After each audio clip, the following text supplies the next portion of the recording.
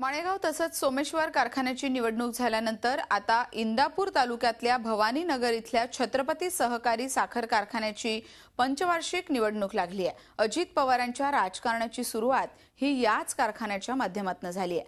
माळेगाव साखर कारखान्यात फटका बसल्यानंतर छत्रपती सहकारी साखर कारखाना निवडणुकीत दगाफटका होऊ नये यासाठी अजित पवार या ठिकाणी ठाण मांडून बसलेत। कारखाना परिसरात दररोज ते 3 सभा घेतात। अशाच एका सभेत त्यांनी मीडियाला लक्ष केलं। 5-6 लोक निवडून आले, त्यांचे 15 आले। झालं त्या महाराष्ट्रात अजित पवारांचं काय राहिलं नाही, गेलं गेलं गेलं गेलं गेलं। ती मीडिया तर नुसतं माझं ती दाखवू दमला विचार।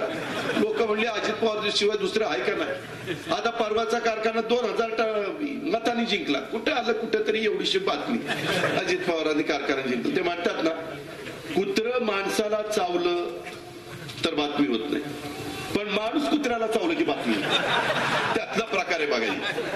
बरं ती कॅमेरे असतातच, कुठं अजित पवारचा एखादा शब्द जग गेला की ब्रेकिंग न्यूज आहे। झी 24 तास रहा एक पाऊल पुढे।